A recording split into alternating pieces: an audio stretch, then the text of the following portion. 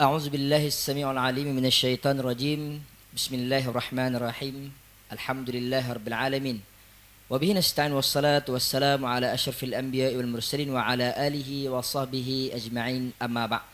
Alhamdulillah, syukur kita kehadirat ilahi kerana izin dan limpah kurnianya dapat lagi kita diizinkan oleh Allah Subhanahu wa taala untuk kita sama-sama berada dalam sesi pengajian khusus yang kita lakukan, iaitu perlis mengaji sepanjang tempoh kawalan pergerakan yang dikenakan oleh kerajaan Malaysia terhadap seluruh negeri di dalam Malaysia ini, yang mana mudah-mudahan kita juga mengharapkan dengan tempoh kawalan pergerakan ini dapatlah kita mengurangkan penularan lebih lagi wabak COVID-19 ini. Tuan-tuan dan puan-puan sidang pendengar dirahmati oleh Allah Subhanahu wa taala sekalian. Alhamdulillah, pada pagi yang berbahagia ini kita tampilkan Encik Nur Afiq bin Ismail. Beliau merupakan seorang pegawai psikologi Hospital Tuanku Fauziah, walaupun berasal daripada Penang, tapi hari ini tak apalah, kita duduk di negeri Perlis ini, Telur-telur utara tu ada. Telur-telur utara tu ada. Cik Afiq pun lama berkhidmat di negeri Perlis. Sebelum ni beliau berkhidmat sebagai juga pegawai psikologi, namun bertempat di Jabatan Kesihatan, dan kini bertempat di Hospital Tuanku Fauziah, Kangar Perlis. Jadi tuan-tuan dan puan-puan sidang pendengar dirahmati oleh Allah Subhanahu wa taala sekalian, tajuk yang akan kita bicarakan pada pagi yang berbahagia ini iaitu berkaitan dengan kehebatan Cik Afiq sendirilah. Tajuk tu, sebelum kita bagi tajuk khusus, kita nak abang dulu. Memang bidang kuasa dia iaitu berkaitan dengan persediaan psikologi untuk menghadapi COVID-19. Cik Afiq, saya macam kita duk tengok lah ni keadaan di Perlis, orang duk bunyi green zone, selamat lagi kan. Tapi walaupun begitu, kita tak dapat nafi dalam diri ni mungkin ada rasa risau, bimbang dan sebagainya. Kerana kemarin rasa macam relax sikit awal-awal pagi, tengok-tengok dia tambah daripada 9 jadi 10. Kan? Walaupun kes kematian tak meningkat, kita bukan nak meningkat, tapi persediaan itu perlu untuk kita ada. Jadi soalan saya yang pertama ni berkaitan dengan tajuk bual bicara kita, iaitu berkaitan dengan apa yang berlaku, apa yang akan berlaku kepada seseorang itu bila dia berhadapan dengan krisis seperti situasi COVID-19 ini. Mungkin Cik Afiq boleh jelaskan sedikit sebanyak kepada kami sidang pendengar ini, insyaAllah. Falyatafaddal mashkur. Bismillahirrahmanirrahim. Pertamanya saya nak ucapkan ribuan terima kasih lah kepada pihak penganjur, yang pertama sekali, okey, atas peluang dan juga kelapangan yang diberikan kepada saya untuk kita sama berkongsi. Okey, kita berkongsi berkenaan tentang apa yang boleh kita bantu, okey, dalam kita menguruskan psikologi kita dalam keadaan krisis, kita kata apa, krisis ataupun wabak yang sedang berlaku ni. Okey. Tadi saya bila Ustaz sebut tentang green zone. Okey. Sebelum kita nak ni kan. Green zone. Okey. Green zone memang saya pun ada terbaca di media kan, berkenaan tentang ada cadangan untuk Perlis dijadikan declare sebagai green zone dan sebagainya. Okey. Tetapi yang perlu kita ambil kisah adalah sekarang ni bukan masa yang sesuai lah. Okey, mungkinlah bagus sebenarnya bila kita letakkan sesuatu yang positif. Okey, tetapi kita tak mau nanti orang terlalu selesa. Okey, orang terlalu selesa dengan keadaan yang mana kita dalam proses lagi perintah kawalan pergerakan ni, okey, yang mana kita kena sentiasa berwaspada, menjaga jarak, okey, jaga kesihatan, kebersihan, okey, supaya penularan COVID-19 ni orang kata tak berterusan. Berterusan dan sebagainya. Okey. Balik kepada soalan tadi. Okey. Apa yang berlaku? Okey, bila kita berhadapan dengan krisis ataupun kita kata wabak ni. Okey. Pertamanya, ini pengalaman saya sendirilah sebelum kita ni. Okey. Ini adalah bila kita bincang nanti, dia adalah reaksi normal manusia. Okey. Bila kita dalam keadaan macam ni, krisis, tak kisahlah krisis apa pun. Kadang Perlis ni kita ada banjir. Kan boh, orang panggil boh kan. Boh kat banjir. Okey, boh dekat Perlis ni. Okey, boh tu pun kita dah tak gabra, tak selesa kan dan sebagainya. Dalam keadaan sekarang ni pula yang memang kita rasa benda yang tak nampak. Okey, dan siapa-siapa saja kita boleh katakan sebagai mungkin pembawa juga kepada virus tu. Jadi sebab tu pentingnya untuk kita jaga jarak. Okey, social distancing tu kita kena jaga. Okey. Apa yang saya nak share ni sebelum ni adalah berkenaan satunya pengalaman saya sendiri berjumpa dengan pesakit-pesakit saya. Okey. Salah seorangnya macam ni. Pengalamannya macam ni. Okey. Nak kata bagaimana psikologi tu dia mempengaruhi diri kita. Okey. Yang mana kalau kita tengok apa ni, saya ada seorang pesakit yang dia didiagnos kita kata bahasa mudahnya buasir. Okey, buasir, no? Buasir. Okey, buasir ni saya rasa masing-masing faham lah. Okey, yang mana memang mengganggu proses kita kata apa, pembuangannya dan sebagainya, ususnya kan ada terganggu sikit, bengkak dan sebagainya. Okey, disebabkan oleh dia didiagnos benda tu saja, padahal kalau kita tengok secara umumnya kebanyakannya sembuh, tak ada masalah pun. Okey, tak ada isu pun sebenarnya. Dan benda tu dah telah dibuat pemeriksaan berkali-kali dan telah dibuat kita kata apa, endoskopi dan sebagainya kan, skop dan sebagainya. Doktor mengatakan tak ada apa, just bengkak dan tak ada benda lain. Kita kata mungkin isu sakit lain kau tak ada. Sebenarnya tapi disebabkan oleh dia terlalu berfikir tentang keadaan sakit dia tu menyebabkan dia tak boleh tidur 2 bulan. Ustaz. 2 bulan. Terganggu tidur selama 2 bulan. Ya. Okey, nampak tak kat mana disebabkan oleh banyak sangat berfikir, okey, banyak sangat fikir menyebabkan kita kata apa, mengganggu rutin harian dia. Benda asas dia tu pun dah terganggu. Okey, balik kepada keadaan ni. Okey, bila kita dalam keadaan krisis macam ni, satunya first kali psikologi ataupun pemikiran kita sendiri. Yang mana pemikiran tu kalau kita tengok kan, dia boleh bagi kesan. Dia boleh bagi kesan kepada kita punya satunya emosi kita. Okey, saya bagi contoh keadaan krisis sekarang ni. Okey, first kita dengar, okey, COVID. Ataupun kita katalah di premis A ada seorang positif COVID. Automatik apa yang kita alami? Okey, secara umumnya kita akan ada kerisauan, kan? Risau, panik, takut, tambah-tambah pula kita dekat dengan kawasan tu. Okey, benda tu akan timbul. Itu adalah emosi kita. Takut dan sebagainya, kan? Kerisauan dan sebagainya, itu adalah emosi kita. Okey, daripada emosi tu, okey, dia boleh bawa kepada tingkah laku. Tingkah laku kita apa dia? Salah satunya mungkin kita akan mengelak. Okey, mengelak daripada tempat tu ke, mengelak daripada kita berurusan dengan mungkin siapa-siapa saja, mungkin bukan kata yang positif. Positif memanglah kita akan elak lah. Okey, orang yang mungkin kita kata apa, bertugas dengan dia ataupun orang yang mungkin ada interaksi dengan orang yang positif tu sendiri. Nampak tak kat situ? Di mana bila pemikiran kita, okey, dia bagi signal. Dia bagi satu maklumat kepada satunya emosi kita, dia akan trigger emosi kita. Dan masa yang sama juga dia akan bagi maklumat supaya kita punya tingkah laku akan bereaksi. Kita akan ada lah, sama ada mengelak, kan, kita lari ataupun kita tak.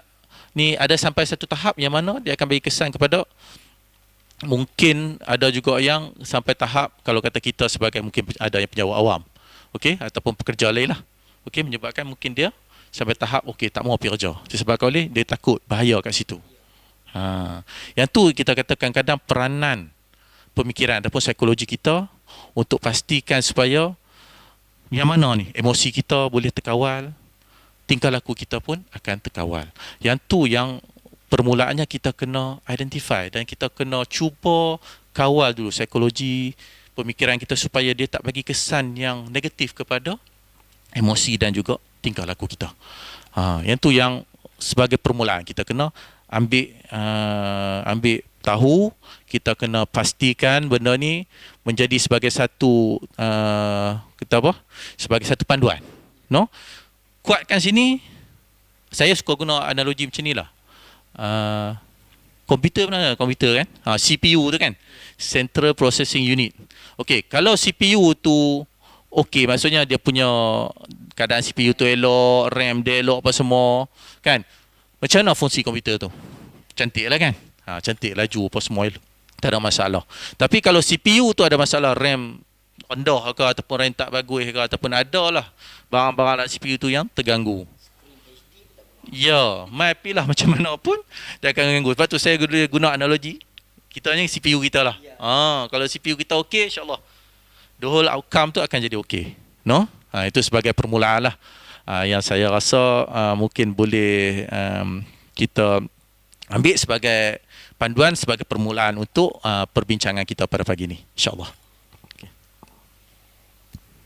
Terima kasih diucapkan kepada yang berbahagia Encik Afiq di atas penerangan sebentar tadi berkaitan dengan kesan yang mungkin berlaku kepada individu-individu yang mungkin memberi efek kepada diri dia apabila dia mendengar situasi COVID-19 inilah. Jadi tuan-tuan dan puan-puan, hadirin-hadirat dimuliakan oleh Allah Subhanahu Wa Taala sekalian. Sebelum kita pergi lebih jauh, saya nak menyarankan kepada tuan-tuan yang berada di dalam ruang legar suara sunnah yang sedang menonton secara live di atas talian ini, mungkin boleh sebar-sebarkan, share video live kita pada waktu ini, memandangkan tuan-tuan, perkara ini adalah satu perkara yang amat penting. Kita pun tengok Cik Afiq terang dengan kepada kita ni dengan penuh ketenangan psikologi beliau. Dia menghadapi, dia lama dah duk menangani isu ni, 8 tahun di JKN dan sekarang dah hampir berapa tahun, di 2 tahun, 10 tahun tuan-tuan. Duk berhadap dengan orang yang ada masalah psikologi ni, yang mungkin psikologi dia okey, yang mungkin psikologi dia tak okey. Macam last kali kalau tuan-tuan dan puan-puan perasan apa yang disebutkan oleh Cik Afiq tadi ni adalah berkaitan dengan CPU. Minda kita tu yang penting. Mai rupa handsome, cantik, kulit putih, yang tu sekadar skrin dia yang kita tengok Cik Afiq.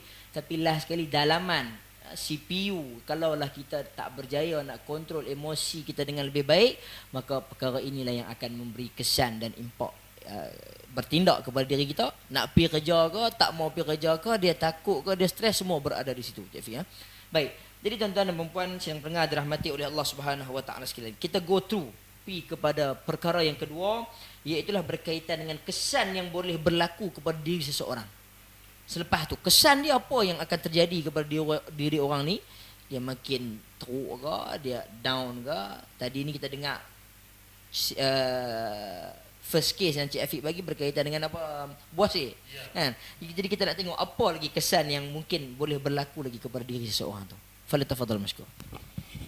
Okey, terima kasih nah. Okey, untuk soalan yang kedua berkenaan tentang kesan, ataupun saya akan share juga tentang mungkin kadang kita tak sedar. Okey, kita tak sedar apa sebenarnya yang berlaku pada diri kita, yang kadang-kadang kita kata apa, mungkinlah kadang orang tak tahu pun kata dia tu, aku ni stres. Kan, aku ni ada kesan-kesan ataupun tanda-tanda yang aku ni stres, aku ni dalam keadaan yang risau yang teramat sangat. Okey, dan saya pun kita pun sekarang ni dalam proses kita tengah menjalankan saringan minda sihat kepada frontliner kita, dan juga mungkin juga kepada awam, yang mana kita nak tengok sejauh mana tahap kita kata kesihatan mental frontliner, staff-staff kita juga, dan juga dalam masa sama juga awam. Kat situ kita sedang menubuhkan juga satu pasukan yang kita panggil Mental Health Psychosocial Support, yang mana kat situ pasukan ni akan bantu dan tengah berjalan pun maksudnya. Dan benda ni bukan kata dekat polis saja, seluruh Malaysia. Dan pada penghujung nanti mungkin saya akan share sikit lah, selain bantuan-bantuan apa lagi yang kita akan kita kata apa, sediakan kepada frontliner dan juga kepada mungkin orang secara umum, orang awam secara umumnya. No? Okey. Kalau kita tengok dari segi first lah, kalau kata kita tengok keadaan, tak payah tengok orang lain, kita tengok diri kita. Okey? Kita tengok diri kita apabila kita menghadapi, kita kata apa, krisis ataupun COVID-19 ni sendiri, wabak COVID-19 ni sendiri. Okey, apa yang berlaku? Kita tengok secara fizikal dulu. Okey, secara fizikal. Fizikal satunya mungkin, kalau orang dalam keadaan yang takut, fizikalnya apa jadi? Okey, satunya mungkin lah. Okey, saya boleh katakan satunya mungkin kita punya degupan jantung. Betul tak? Kan? Degupan jantung akan laju. Tutak. Keadaan normal lain. Okey? Kita setengah orang lah ni dah canggih kan. Dah canggih, ada jam boleh tengok heart rate tu. Kan? Biasanya dalam keadaan kita bersenam berapa heart rate, tapi kita dalam keadaan kita normal berapa heart rate. Kan? Kat situ pun kita boleh nampak lah. Okey? Kenapa aku tiba-tiba heart rate aku laju? Tinggi dan sebagainya. Okey, yang tu yang pertama. Selain daripada tu, kita juga boleh nampak dari segi fizikalnya mungkin gangguan tidur sendiri, macam saya sebut tadi. Okey, gangguan tidur. Kalau kita tengok gangguan tidur ni, Okey, ada sampai misalnya saya contoh tadi sampai 2 bulan tak boleh tidur. Okey. Ada juga apa ni, mungkin sahabat-sahabat kita dalam tempoh COVID ni ada yang memang kita kata apa, nak tidur tu sangat susah. Okey, ada terganggu walaupun dia bukan dalam kategori yang kita kata apa berisiko. Kadang dia memang di kuarantin kat rumah ataupun kita kata apa dalam kita kata apa bekerja dari rumah lah kan. Bila kerja dalam rumah ni, daripada rumah ni kita kata low risk lah. Okey. Tapi kat situ pun disebabkan oleh saya kata tadi faktor psikologinya menyebabkan terkesan juga. Okey. Itu kita kata dari segi mungkin tidur. Selain pada tu mungkin juga dari segi kita kata apa, ada orang sampai tahap sakit kepala. Sakit kepala kan. Fikir pasal apa nak jadi ke depan, okey? Apa nak jadi ekonomi kita dan sebagainya kan. Semua tu benda tu yang sebenarnya kalau kata secara logiknya okey, tu bukan tahap kita dah nak contoh pasal ekonomi apa semua kan. Ya, memang dah setiap kita kata apa menteri ekonomi dah ada dan sebagainya kan. Tapi kita pula ambil peranan tu, kita fikir. Bukan kata tak bagi fikir, boleh je. Okey, tetapi kalau keadaan tu mengganggu kita dan sebenarnya kita sendiri pun kita kata apa coping mechanism kita ataupun bahasa Melayu yang mudahnya daya tindak kita. Okey, bagaimana kita bereaksi dengan apa ni keadaan ataupun stres yang berlaku. Kalau kata kita mampu, tak apa, tak ada masalah. Tapi sekarang ni kebanyakan pada mungkin kita kata apa masyarakat kita yang mungkin kurang mampu ataupun dia dalam kategori yang sederhana. Okey, mungkin sikit-sikit okey, tapi bila berlebihan akan memberi kesan pada dia. Sebab sekarang ni pun sedia maklum lah kan, kita kata apa maklumat sangat cepat kan. Jadi bila dalam kata saya kata 1 minit ya, kalau saya tak tengok handphone kan, buka tengok. Okey? Ya, masuk banyak. Dan maklumat-maklumat tu pelbagai lah, pelbagai. Kan? Yang tu kalau kata orang yang tak boleh, tak ada kita kata daya tahan diri nak baca, nak filter. Okey? Dia mudah terkesan. Okey. Itu secara umum dari segi kita kata fizikal kita tengok. Okey? Dari segi psikologikal. Okey. Dari segi psikologikal kalau kita tengok satunya dari segi mungkin kita tengok mood ataupun emosi dia sendiri, mood dia. Okey. Biasanya dalam keadaan-keadaan ni mood dia akan terjejas. Akan mudah. Dia akan terjejas. Okey? Yang kadang dia jadi hilang fokus kan. Kalau kita tengok sekarang ni macam kita sebut tadi bila kita diarahkan bertugas ataupun kita kena bertugas. Okey? Bagaimana fokus kita kan? Waktu tu memanglah sebab kita dalam minda kita dan psikologi kita banyak kita fikir macam-macam. Kan? Rumah macam mana? Okey, saya aku pergi macam mana? Okey, kalau kata frontliner saya aku jumpa tu macam mana? Orang macam mana? Balik pula kat anak macam mana? Benda-benda tu yang akan ada dalam fikiran kita. Dan kat situ yang kita kata terganggu fokus tu. Okey? Dan kita pula kena bagi perkhidmatan. Okey, kita kena bagi perkhidmatan. Bila kita bagi perkhidmatan, kualiti perkhidmatan kita tu macam mana? Kan? Patutnya mungkin kita kena bagi 100%, tapi disebabkan oleh pemikiran kita yang kita kata apa, mungkinlah memberi kesan kepada macam yang saya kata tadi, tingkah laku kita. Okey, servis kita macam mana dan sebagainya. Itu penting untuk kita pastikan, kita kena identify. Kita kena tahu kata first, okey aku ada perubahan fizikal aku, ada perubahan emosi aku. Okey? Lalu ni mungkin aku dalam keadaan yang stres ataupun aku dalam keadaan yang risau berlebihan dan sebagainya. Okey? Dan juga saya kena highlight kat sini. Contohlah kita kata kita sebut kita stres. Sebenarnya kita faham stres tu apa dia? Kadang-kadang kita kata okey stres. Stres tu tekanan. Okey, tekanan. Betul, tekanan tak ada masalah. Saya nak bagi lagi mudah. Okey? Apa saja yang buatkan diri kita tak selesa? Mudahnya macam tu. Kalau kita nak serta stres kan, tekanan, kalau kata dari segi definisinya, kita nak buka dalam buku macam-macam definisi. Okey, keadaan-keadaan, suasana yang menyebabkan kita tak selesa dan sebagainya. Mudahnya, apa saja yang buat kita tak selesa, itu dah kita katakan sebagai stres, tekanan ataupun stres. Okey, dan yang ketiga, dari segi tingkah laku. Okey, tingkah laku kita. Okey, bila kita tengok tingkah laku ni kan, okey, macam saya sebut ya, di awal tadi, benda-benda yang tadi, okey, rutin harian kita dan sebagainya, emosi kita, psikologi kita, dia akan reflect juga, memberi kesan juga kepada tingkah laku kita. Okey, tingkah laku kita banyaklah. Sekarang ni ada orang yang mungkin jadi tak lalu makan. Macam mana duduk rumah lalu makan. Itu pun sebenarnya perubahan tingkah laku. Dia kena faham. Kan? Biasa dia makan just mungkin kata nasi 2 kali sehari. Lepas tu cucuk lah apa sikit kan. Tapi tiba-tiba duduk kat rumah, duduk sat nak makan, duduk sat nak makan. Tu sebenarnya perubahan tingkah laku juga. Ya. Tak apalah kalau kata dengan itu caranya untuk dia nak kurangkan dia rasa risau dia, stres dia, tak apa. Cumanya kita kena kawal jugalah. Sebab kita takut lagi macam orang share banyak kan. Takut lepas pada 14 hari ataupun lepas pada sebulan ni tengok-tengok mai pula COVID selamat, mai pula obes kan, hypertension dan sebagainya. Benda-benda tu pun kita kena take note juga. No? Tingkah laku ni banyaklah kalau kita tengok selain pada tu kadang-kadang ada setengah orang sampai tahap dia risau, dia jauhkan diri pada orang lain. Kan kita tengok ada setengah tu yang dalam Facebook cerita sampai tahap ada saya pun bila tengok tu sedih lah bila kita tengok staff yang dia rasa diri dia berisiko walaupun mungkin dia negatif tapi dia berisiko, dia takut bawa kita kata virus ni kepada keluarga. Dia sanggup sampai tidur kat luar. Dia buat kemah, dia pasang kemah kat luar rumah, dia tidur kat luar. Urusan dia semua kat luar. Sehinggalah mungkin sampai dia rasa dia betul-betul bersedia kan, dia betul-betul dalam keadaan yang Di Malaysia kita ni ya ada dalam Facebook. Memang saya nampak tu saya kata sampai tahap tu pengorbanan kan. Seorang ibu, yang tu seorang ibu. Dia sanggup tidur kat luar semata-mata untuk dia nak pastikan keluarga dia selamat. Kadang-kadang saya sendiri pun kalau nak cerita kan.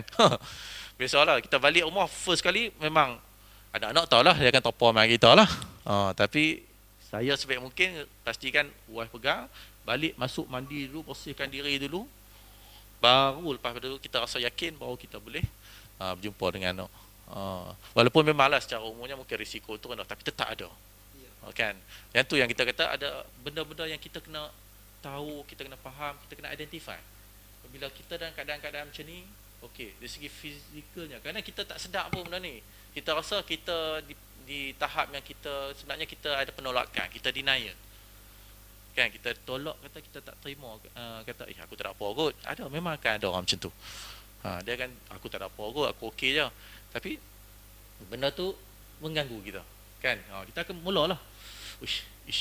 Dia akan ada ada banyak persoalan dalam pemikiran kita. Yang tu yang kita kena cuba fahami, cuba identify dan cuba kalau kita perlukan bantuan sila cari bantuan-bantuan yang sepatutnya. No? Sebab yang tu yang penting. Sebab kami di Kementerian Kesihatan, di Hospital Tunku Fauzia, di Jabatan Kesihatan Polis, kita akan cuba bantu yang terbaik dari segi psikologinya, dari segi fizikalnya kan. Dan kita akan cuba pastikan tuan-tuan dan perempuan semua siapa yang menonton kan, dan juga semua warga polis khususnya dapat perkhidmatan yang sepatutnya. Untuk pastikan sekurang-kurangnya yang di rumah pun tak risau, yang dapat jalankan perkhidmatan ataupun yang perlu bekerja pun tak risau dengan keadaan yang berlaku. No? Itu sebagai menjawab kepada persoalan yang kedua tadi. Okey, terima kasih. Jazakallahu khairan katsira diucapkan kepada yang berbahagia Cik Afiq berkaitan dengan apa yang telah pun dijelaskan oleh beliau sebentar tadi. Jadi tuan-tuan dan puan sidang pendengar dirahmati oleh Allah Subhanahu wa taala sekalian. Apa yang kita boleh dapat di sini iaitulah sebenarnya secara kita sedar ataupun tidak, perasan ataupun tidak, mengaku ataupun tidak, benda ni ada. Cuma ianya sikit atau banyak ataupun bagaimana kita kawal. Kadang-kadang dia kata, tak ada apa, saya cuma duduk di rumah lalu makan. Itu pun kesan dia juga. Cuma kita tak anggap ianya sebagai kesan. Tuan-tuan, jadi sebenarnya kepada individu-individu pun inilah kesan-kesan yang mungkin berlaku kepada anda, sama ada anda mengaku ataupun tidak, sedar ataupun tidak, perasan ataupun tidak, sebenarnya ianya tetap berlaku. Jadi tuan-tuan dan puan-puan hadirin-hadirat dimuliakan oleh Allah Subhanahu wa taala sekalian. Soalan saya yang ketiga ni rentetan daripada yang pertama, yang kedua, dah jadi ni kita nak kontrol lah.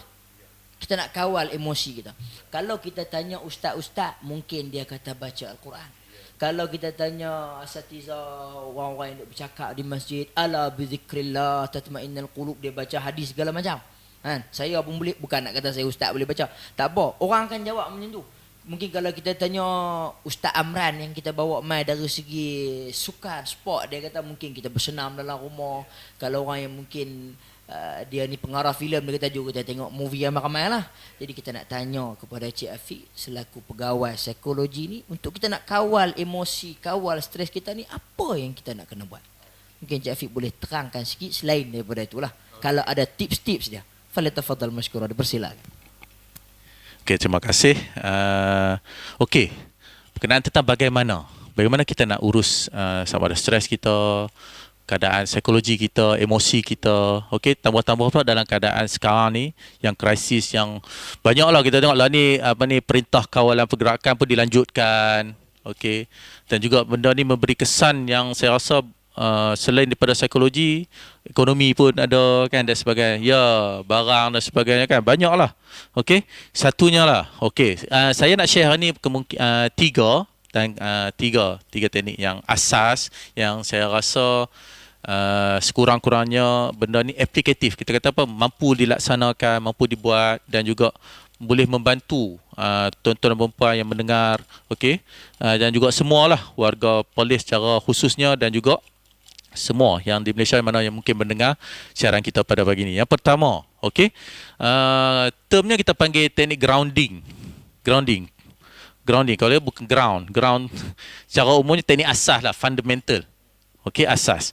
Bila kita sebut asas ni, okey, saya nak fokus kepada, okey, kalau kita tengok, fokus kepada apa yang kita lakukan pada ketika ini. Okey, bagi contoh. Okey, nak bagi clear sebagai contoh. Okey, sekarang ni apa yang saya sentuh? Saya sentuh mic. Okey, dari segi deria, kita tengok fokus pada deria, senang. Okey, kalau kata dalam keadaan-keadaan tertentu, okey, kita boleh mula dengan tarik nafas. Okey, kita lepas. Okey, kita fokus kepada apa yang sedang kita lakukan pada ketika ini. Okey, saya sentuh mic. Saya dengar apa? Kalau saya tanya ustaz dengar apa? Dengar suara saya. Betul.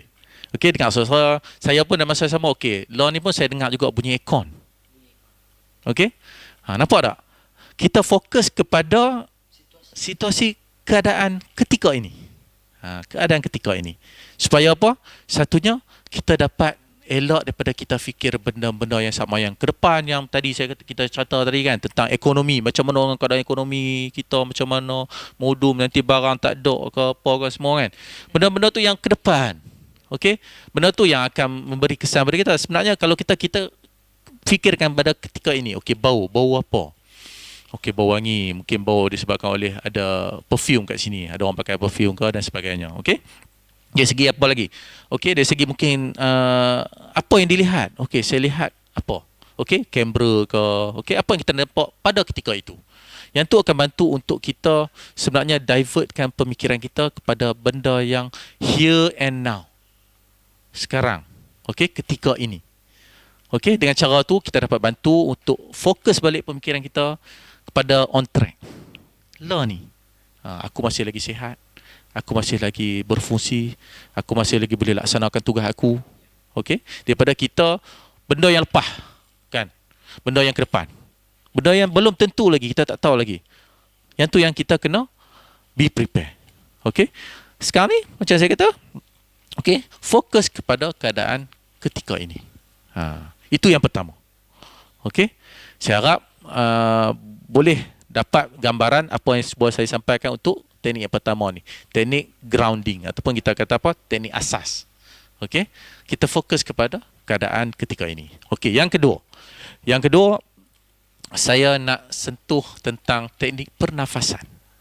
Okey, saya nak tanya, kalau kata bernafas, ada masa tak kita tak bernafas? Tak ada kan? Boleh kita katakan setiap masa kita akan bernafas. Okey. Dan ni pun saya pernah dapat ilmu ni daripada seorang kita kata tahan nafas. Tapi tetap kita kena bernafas. Cuba tahan sat. Kan? Okey.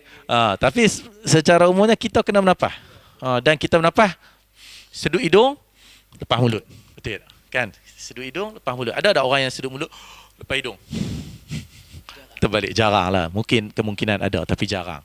Okey, sebab naturalnya memang kita akan sedut hidung, lepas mulut. Dan satu lagi, kita sedut apa?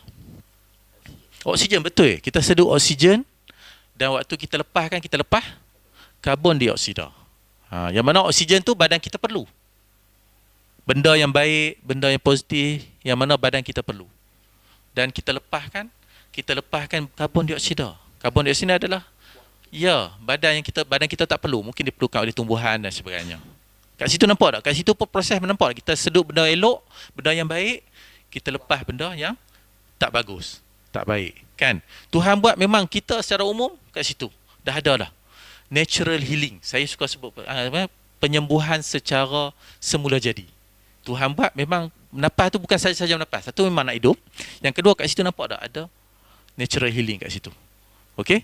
Sebab tu kalau kita nak sebut tentang teknik pernafasan ni, saya kata bukan kata this is psikologi saja. Saya rasa dalam pelbagai agama pun ada dipraktiskan tentang pernafasan ni, kan. Yoga kita ada, kan. Kita ada dari segi apa ni, mungkin Chinese pun ada tai chi dan sebagainya, semua fokus pada pernafasan. Okey. Okey, dalam kita saya rasa dalam agama Islam pun kita ada nyatakan juga tentang bernafas, kan. Macam mana dan sebagainya. Okey. Yang mana pernafasan yang saya nak cerita hari ni, okey. Dia banyak sebenarnya kalau kita nak cerita tentang teknik pernafasan ni. Mungkin yang hari ni saya nak share mungkin lebih simple, okey, lebih mudah dipraktiskan oleh siapa-siapa saja. No? Saya rasa mungkin kita boleh buat lah. Okey, sebab ni live yang boleh nampak tekniknya, okey, secara videonya. Jadi saya nak tunjuk jugalah, okey, secara umum. Okey.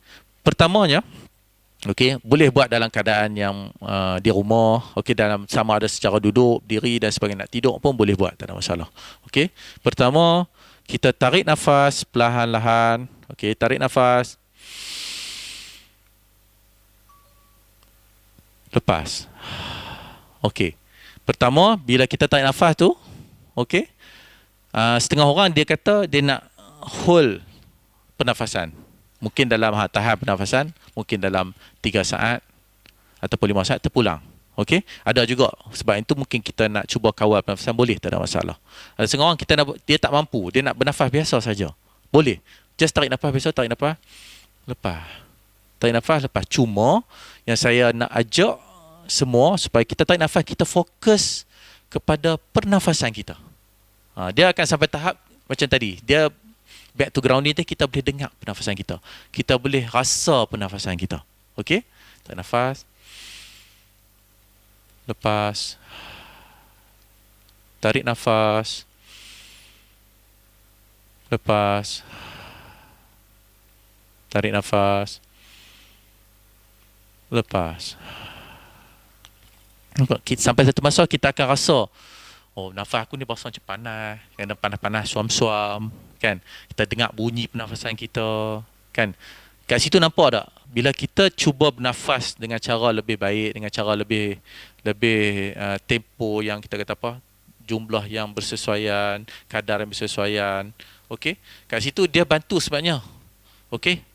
Percayalah, dia akan bantu dari segi heartbeat kita akan mula berdegup normal balik. Sebab tadi kan kita kata dari segi fizikal dia akan jantung berdegup laju, kan. Ada setengah orang sampai palpitation, ada yang berpeluh, kan. Ada orang sampai tahap risau berlebihan dan sebagainya. Okey, tapi bila dengan cara ni kita buat pernafasan secara perlahan-lahan, ambil balik pernafasan kita, cari balik pernafasan kita yang normal. Ya, dengan cara tu insya-Allah dia akan bantu untuk kita rasa lebih tenang, okey. Sebab apa? Kita fokus kepada pernafasan kita. Kita fokus pada pernafasan kita, kita fokus kepada keadaan ketika itu, apa yang kita buat. Okey?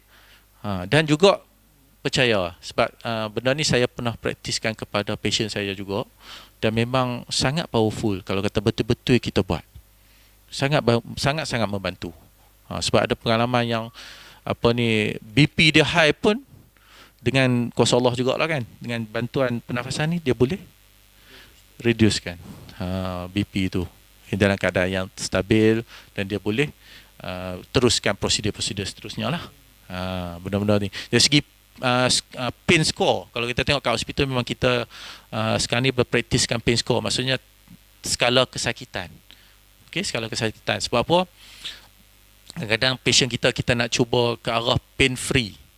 Hospital ni pain free kan. Jadi salah satu kita nak reducekan pain tu, saya ajak patient-patient saya, pesakit-pesakit saya supaya buat breathing ni.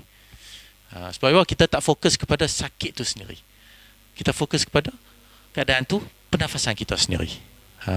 Okey, dengan cara tu alhamdulillah ada pesakit saya yang memang dia punya pain score reduce.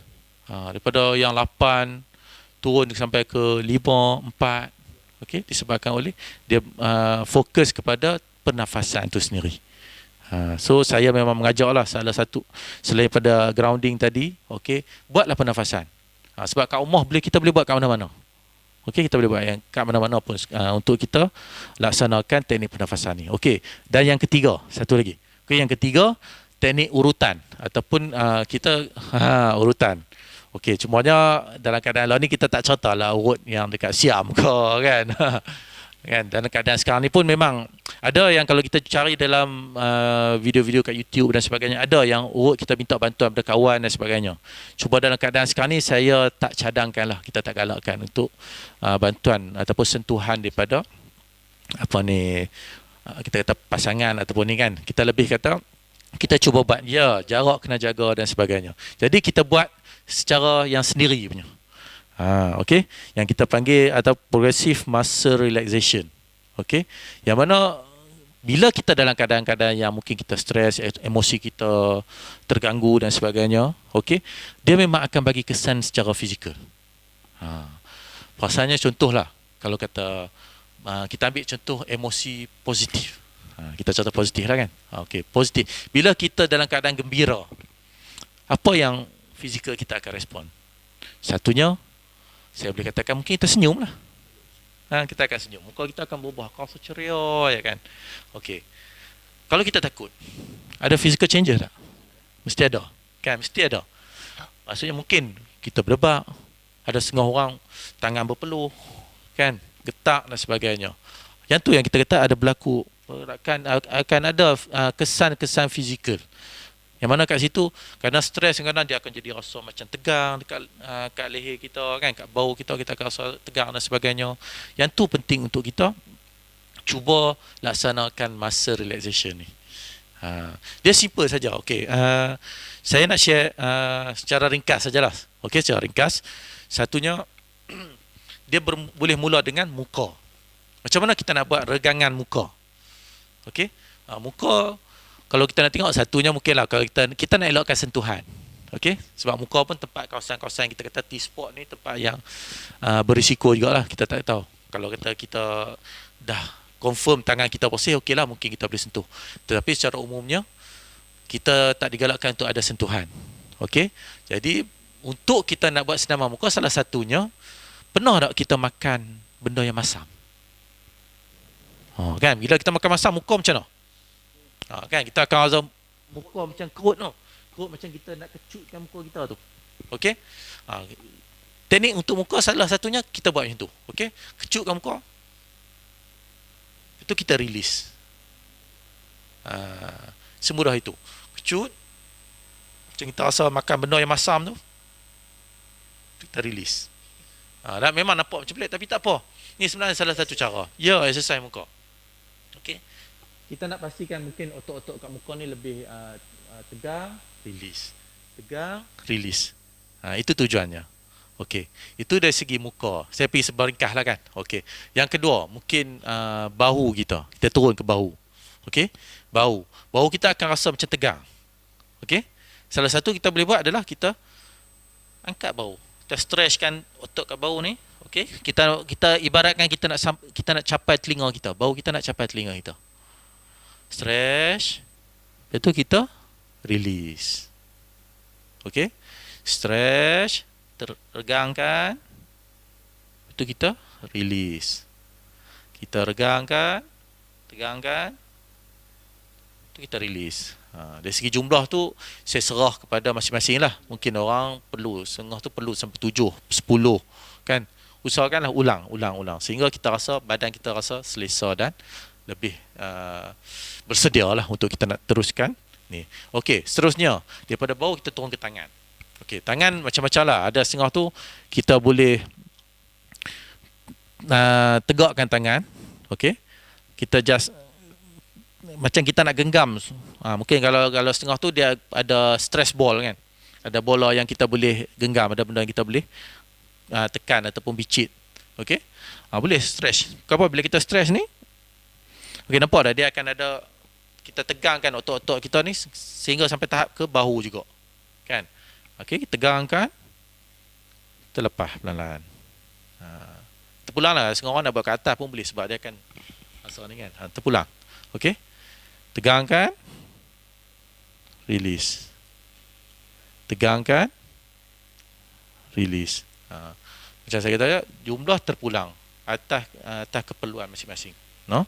Dan seterusnya kaki lah. Okey, kaki kalau dalam keadaan duduk kita boleh sama ada kita tegakkan itu, kita cekangkan. Kan kita panggil apa, anak anjing ni, betih ni, anak anjing kan, betih kita. Okey. Dan juga kita release. Okey, ada setengah orang nak buat tegak, boleh juga. Bagi tegak, release. Kan dia akan asal sini kan. Paha kan dan sebagainya. Boleh juga. Yang penting kita stretchkan our muscle. Okey, otot-otot kita cuba tegangkan, kita release. Tegangkan, kita release. Okey. Itu dengan cara tu akan bantu juga untuk kita satunya tackle yang mana yang mungkin kita rasa tegang disebabkan oleh stres, okey, dan juga tadi emosi kita yang mana yang mana memberi kesan kepada fizikal kita. Dengan cara tu kita boleh buat muscle relaxation tu, automatiknya dia akan bantu untuk reducekan emosi tu juga. Okey, saya rasa untuk soalan tu itu tiga benda yang pertama tadi saya sebut semula, grounding. Okey. Yang kedua, teknik pernafasan. Yang ketiga, teknik urutan. Okey, terima kasih. Terima kasih kita ucapkan sekali lagi kepada yang berbahagia Encik Afiq di atas 3 teknik asas yang diberikan untuk kita menangani stres ataupun emosi ketika ni. Jadi tuan-tuan dan puan-puan, saya tertarik pada ketiga-tiga itulah. Cuma nak terang balik berkaitan dengan apa yang Encik Afiq ada sebutkan tadi, mungkin dalam yang kedua berkaitan dengan pernafasan ada dalam Islam. Tuan-tuan, memang pernafasan ni ada dalam Islam. Hatta Nabi SAW sendiri sebut kat kita pasal makan ni pun, Nabi suruh dalam perut kita ni sulus 1/3 untuk makan, sulus 1/3 untuk minum, dan sulus lagi 1/3 untuk nafas. Kita tak ada dah, dia taram ke semua. Main dengan law ni, kalau tengok geng-geng hot crew kita ni pun tu dia berlambak kat belakang tu makanan, pakat-pakat nak jaga habis semua dan sebagainya. Dia rumah tu tambah lagi 14 hari, dia tambah lagi barang, tambah lagi perut. Lah kali orang duk kata habis musim Covid ni kan, habis cukup 9 bulan nanti labor room pun penuh. Depa kata lagu tu. Tapi kita risau hak yang laki ni pun sama naik juga. Dia punya perut dia tu naik, tak turun. Perempuan naik 9 bulan dia turun. Laki ni takut-takut naik, tak turun-turun. Yang tu pasal pernafasan. Kita kena jaga. Yang ketiga, iaitu yang disebutkan oleh Cik Afiq sebentar tadi. Yang ketiga adalah berkaitan dengan teknik urutan. Tapi untuk kita dalam tempoh yang kita nak jaga kawalan pergerakan dan kita nak jaga jarak dan sebagainya, saya teringat firman Allah Subhanahu wa taala kepada Nabi Adam alaihi salam, wala taqraba hadhihi syajarata fatakuna minaz zalimin. Allah pesan kepada Nabi Adam, tuan-tuan, jangan pi dekat dengan pokok tu. Tapi apa yang Nabi Adam buat, bahkan bukan dekat, petik siap. Jadi macam mana nak petik, sudah tentu kena pi dekat. Jadi kita ni dalam tempoh kawalan pergerakan ni, tuan-tuan, kerajaan kita dah bagi satu solusi, iaitulah al-wiqayah khair minal ilaj. Mencegah itu lebih baik daripada mengubat. Jadi kita nak cegah ni, tuan-tuan, jangan pergi duduk dekat. Nak urut tak payah urut neri-neri. Buat teknik-teknik yang disebut, yang diajar oleh Encik Afiq sebentar tadi, tuan-tuan. Jadi benda ni kalau nak relate dengan ustaz, lagi tu dia pusing banyak-banyak. Islam kita seperti mana yang disebutkan oleh Salman Al-Farisi. Salman Al-Farisi mengaku Nabi SAW dalam semua benda dia ajak, hatta sampai ke dalam bilik ayak. Jadi tuan-tuan, ini adalah keistimewaan agama kita Islam. Mudah-mudahan kita ambil lah iktibar daripada apa yang disampaikan oleh Encik Afiq sebentar tadi. Jadi tuan-tuan, untuk kita nak mengakhiri bual bicara kita pada pagi ini, saya nak tanyalah soalan yang penutup berkaitan dengan cadangan bagi memastikan psikologi kita pemikiran kita, emosi kita sentiasa berada dalam keadaan yang terbaik untuk nak menghadapi situasi ini. Jadi boleh mungkin Cik Afiq bagi cadangan untuk nak pastikan psikologi kita dalam keadaan yang terbaik. Dipersilakan dengan segala hormat. Okey, terima kasih. Okey, untuk cadangan seperti yang dinyatakan tadi, okey. Banyaklah yang mungkin saya boleh cadangkan. Okey, ataupun kata sebagai saranan jugalah. Okey, saranan kepada semua warga Malaysia, khususnya warga polis sendiri, no? Sebab benda ni satunya untuk pastikanlah, first kita tengok diri kita dulu. Untuk kita pastikan psikologi kita sentiasa bersedia. Okey, dari segi fizikal kita sentiasa bersedia. Bagaimana benda-benda ni akan memberi kesan kepada tingkah laku kita. Okey, yang pertama mungkinlah paling basic sekali saya suka sentuh adalah tentang keperluan asas. Maksudnya kat sini bukan maksudnya tadi kena pergi beli panic buying dan sebagainya, no. Keperluan asas maksudnya satunya makan kita. Okey, makan bagi cukup, makan bagi berkhasiat, okey. Dan masa sama juga tidur bagi cukup. Bukan apa? Sebab benda-benda ni benda yang asas kepada manusia. Sebab bila benda asas ni dah terganggu, okey, dia akan menjadikan diri kita tu juga terganggu. Sebagai contoh, saya suka buat analogi macam ni sebab saya setiap kali saya cakap saya akan bagi analogi. Okey, tangan kita ni, contohlah perkara asas ada 5. Okey, kita katalah makan, tidur, kan, ataupun kita kata apa, kasih sayang dan sebagainya lah. Ada benda-benda asas 5. Bayangkan tengok satu dah kurang. Okey, bagaimana kita nak genggam tangan tu bagi kuat? Contohlah satu dah hilang, tinggal 4 jari je. Kuat tak tangan kita? Dia akan jadi kurang. Lagi kurang satu lagi kurang. Makin lama dia akan makin kurang. Kat situ nampak tak? Pentingnya benda asas ni dulu. Benda asas. Tidur tak, paling mudah kalau tak cukup tidur sudahlah. Okey, malam katalah tidur lepas subuh pun tidur, lepas tu nak mai pula pukul 8 nak kerja pula. Dan tidur katalah 1 jam je. Kan? Mulalah sakit kepala, mulalah mood tak elok dan sebagainya. Kan, dia akan bagi kesan pada fizikal kita. Sebab tu penting pertama sekali keperluan asas tu bagi cukup. Basic needs kita bagi betul-betul, kalau boleh sebaik-baik mungkin tip-top lah. Kan, sebab kita kata apa, nak pi berjuang ni kan. Lah ni kita kata macam kita dalam perjuangan lah ni. Kita nak berhadapan dengan, walaupun kat rumah pun jaga benda-benda ni. Okey? Cukup masa kena makan. Okey? Cukup masa, kalau perlu rehat. Benda-benda tu sebagai asas kita. Yang tu akan kuatkan kita. Kalau kita yang tu tak kuat, fizikal kita tak kuat, lebih mudah untuk kita terkesan dengan apa saja yang berlaku di sekeliling kita. Okey? Yang tu yang pertama. Yang kedua, okey, berkenaan tentang maklumat. Bila terutamanya maklumat di media sosial. Yang tu pun kadang-kadang bukan saya kata salah. Okey? Kadang-kadang kita tengok, kita kata apa, masyarakat kita lah. Masyarakat kita suka sangat share, nak jadi orang kata apa, antara orang yang pertama share. Hari ni daun ketum. Daun ketum. Daun semambu. Daun semambu. Oh, ni. Saya mungkin tak ada terbaca tadi. Kan. Semua orang nak share. Kan, nak share. Nak jadi orang pertama. Kesahihan tak tahu lagi. Okey? Tapi depa yang tahu, aku nak jadi orang pertama yang share. Kan. Dan kita kena tahu, yang orang yang nak terima maklumat tu, okey, tak semuanya mampu dari segi orang kata apa, psikologinya lah. Kita kata copy skill tadi tu. Ada orang baca, tak apa. Ada setengah orang tak mau baca. Ada setengah orang baca sampai tak boleh lena apa dah. Ya. Memang ada sahabat saya sendiri pun, dia mai jumpa saya, dia dalam seminggu 2 ni terganggu tidur dia. Disebabkan oleh, dia kata kadang-kadang dia terfikir sampai tahap, macam mana kalau kena lagi memang tak ada ubat, mati apa semua. Yang tu benda yang terfikir. Padahal kita digalakkan untuk orang tak apa, cuba berfikiran positif. Kan, dalam masa yang sama inilah kita kata bila nak share ni, satunya pastikan sahih maklumat tu.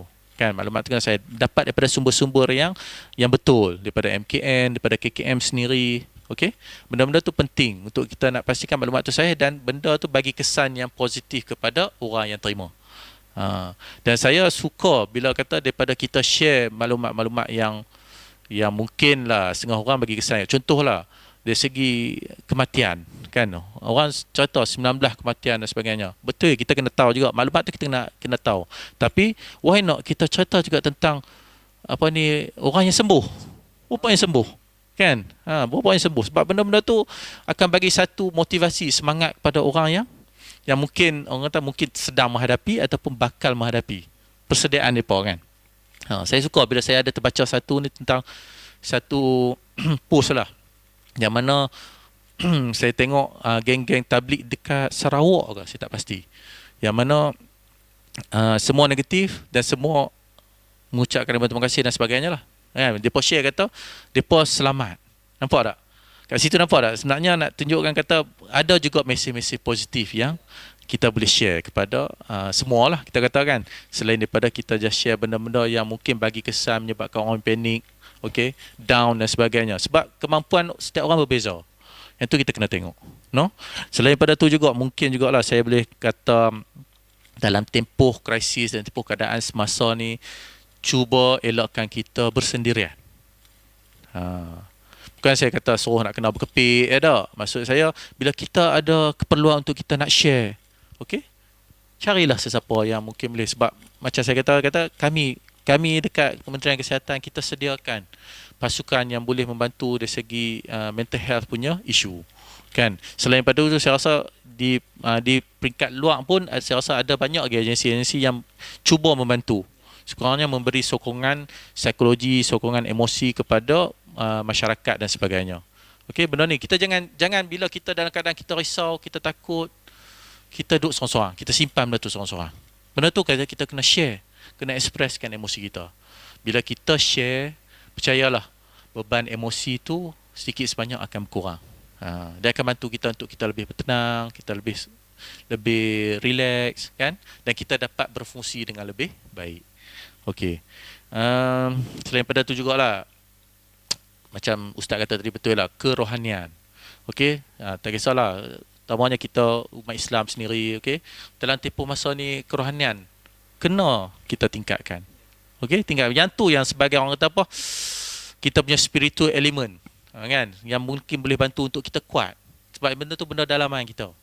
Okey, kalau kata kita benda tu pun kita jauh, kita tak buat lagi, dah kita stres, kita terganggu, lepas tu kita tak buat pula, kata contohlah, kan, dari segi solat pun kadang lewat ataupun tak buat langsung dan sebagainya. Macam mana kita nak dapatkan sumber kekuatan tu?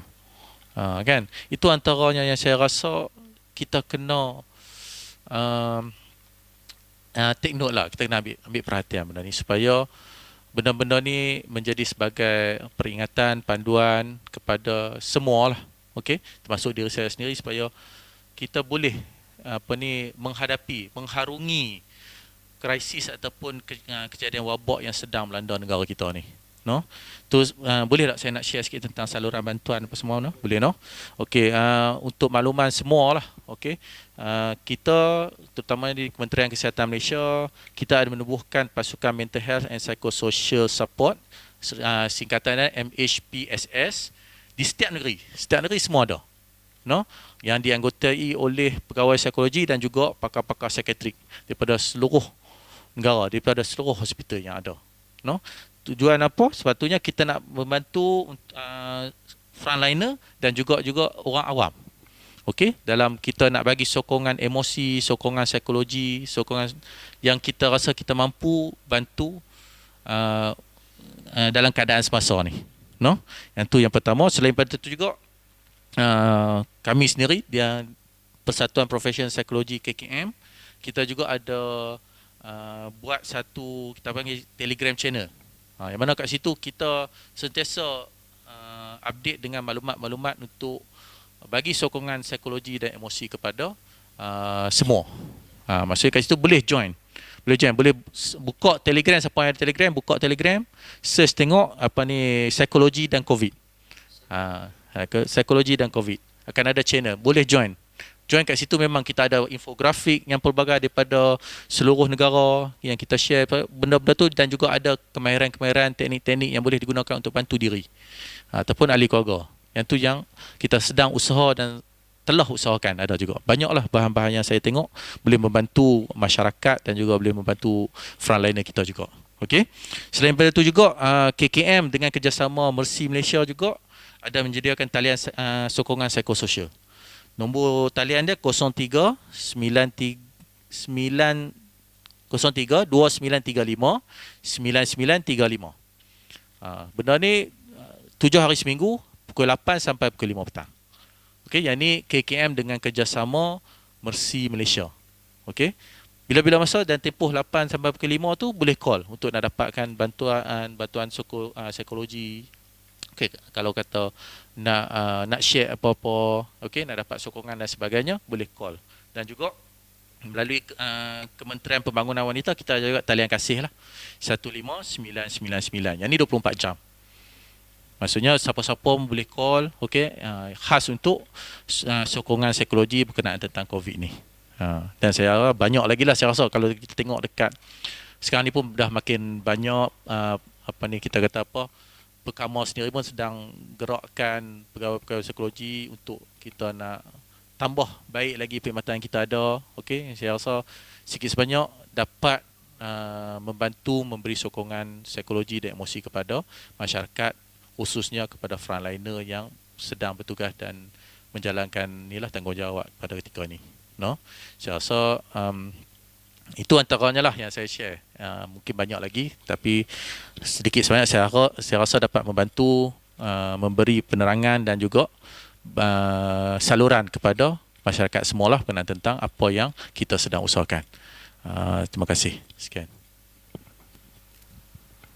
Ribuan terima kasih diucapkan kepada yang berbahagia Encik Afiq, pegawai psikologi daripada hospital Tunku Fauziah, di atas semua perkongsian yang telah pun disampaikan sebentar tadi. Jadi tuan-tuan, untuk kita di yang terakhir ini, saya nak ulanglah kepada tuan-tuan untuk sama-sama kita kongsikan. Mungkin siapa yang dapat nombor telefon boleh kongsikan, siapa yang tak dapat nombor telefon dia boleh type dekat WhatsApp, boleh type dekat Instagram, boleh type dekat segala macam Telegramnya untuk disebar-sebarkan seperti yang telah pun disebutkan oleh Encik Afiq sebentar tadi di minit-minit kita yang terakhir dalam perkongsian kita, untuk bagaimanakah cadangan bagi nak memastikan psikologi kita ni berada di tahap yang terbaik. Tuan-tuan boleh telefon Pembangunan Wanita, ada dari segi Telegram psikologinya, ada yang telah pun disediakan dari segi apa tadi yang 7 hari seminggu tu, KKM dengan kerjasama ni. Ini semuanya adalah untuk nak menjaga emosi, psikologi, pemikiran kita supaya tidak ke arah yang tidak sebenarnya, kepada pemikiran-pemikiran yang negatif, pemikiran-pemikiran yang pelih, kita kata ni otak kuning lah. Bahaya ni duk fikir benda-benda yang tak ketahuan ni, supaya kita dapat kontrol balik diri kita kepada perkara yang lebih selamat, kepada perkara yang lebih positif untuk kita menjamin kehidupan kita, seperti mana yang sering kali kita dengar, iaitu dalam bahasa-bahasa agamanya disebutkan al-aql salim fi jism salim, iaitulah akal yang sihat ini pada tubuh badan yang sihat. Jadi tuan-tuan, nak mendapat akal yang sihat ni macam mana? Nak kena buat apa yang telah pun digaris pandukan oleh Encik Afiq sebentar tadi, mudah-mudahan insya-Allah. Jadi tuan-tuan dan puan-puan sidang pendengar dirahmati oleh Allah Subhanahu wa taala sekalian, mudah-mudahan kita mengambillah sedikit sebanyak kebaikan yang telah pun dikongsikan dalam program Bual Bicara persediaan psikologi menghadapi COVID-19 yang telah pun kita bawakan khas pegawai daripada Hospital Tunku Fauziah dengan kerjasama Jabatan Ehwal Agama Islam Negeri Perlis Jaib, menganjurkan program Perlis Mengaji yang telah pun dikuatkuasakan oleh Suara Sunnah Channel. Mudah-mudahan yang baik itu datangnya daripada Allah Subhanahu wa taala, yang salah dan silap terkasarnya bahasa itu datangnya daripada kami yang berada di hadapan ini. Mudah-mudahan kita berjumpa lagi di masa yang akan datang. Aqul qauli hadza wa astaghfirullahal azim li wa lakum wa billahi taufiq wal hidayah. Wassalamualaikum warahmatullahi wabarakatuh.